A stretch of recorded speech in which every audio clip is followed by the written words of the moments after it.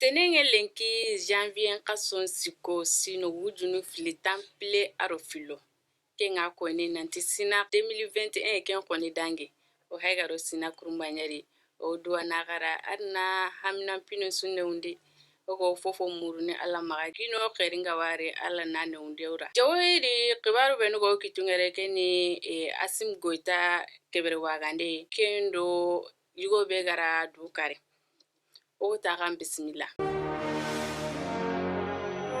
Asim Goita kengani naganutore nyiman kenga akebere wagandi ko duna jamanu su mogo ke juma dangin teke na igemu Desember ka son tanjiken do banenga sine wujunu fili tanpile arobane naganutore nyiman kengani Asim Goita ye asefe jaman ndanga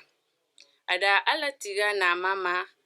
agada kesina 2021 be dangindi na leti 2022 ke adua jogin tonda furun suda kubenu naganen sitintenga wodo fabanka ntangandenga ati malile munga girimenga lokore be kengani na hani unko imei na hakuru mparago daroe nogondi jamane marandanu nari igem kanukuru surotai Kendange frale keni ladakase amapundi sine su na sino kurumbange muti gatokutienga soe do sange nogondi ado na dua medanga yirigi kale kenge mu juma dangi teke Desember ka son tanjike arobane kobarkina nunsu kafume nankori yimanka korenga kengani Brahima Ture ado ibata mage Madame Marco Christian Diallo na mekebere waga Kendangi fale bankasi nara banamba do jabali o sara sunundo seruburugabe kari kunokunuya Koidangi teke malin sora sunu kungani famanga ida seruburugabe sagundi kudingira nuya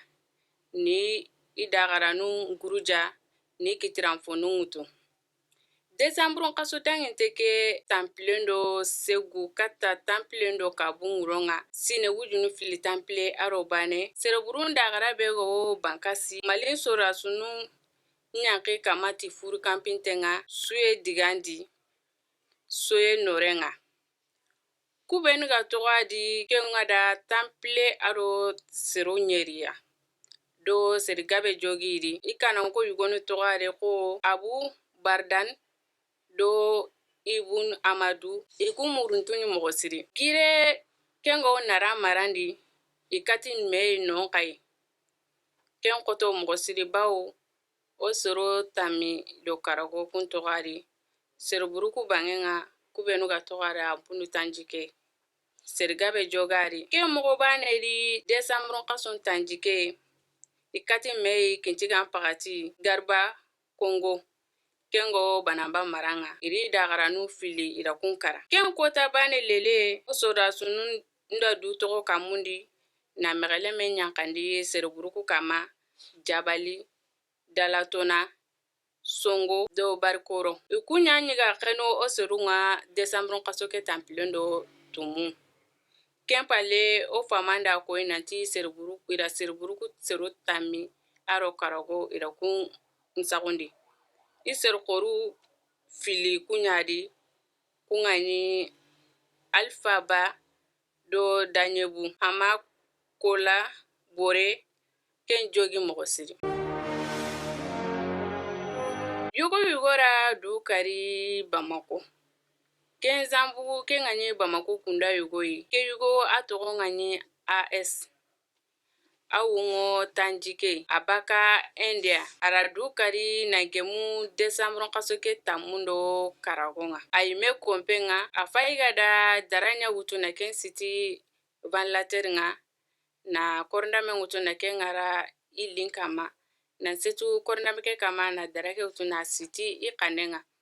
na du fada na du kare kuno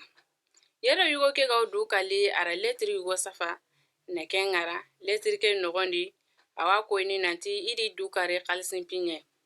bawo ira iga golinu nokobe ira non kalsin ya wutu na kini yugoyi na du de mate ima kata kalsike wali batendi igara kalsike sumi imenjange be ken kawuru kenyeni igara kallen pasu yagunga kabare benu kanyo kitengere jowere kunya faike wota gara no gemne duna ko taketene assalamu alaikum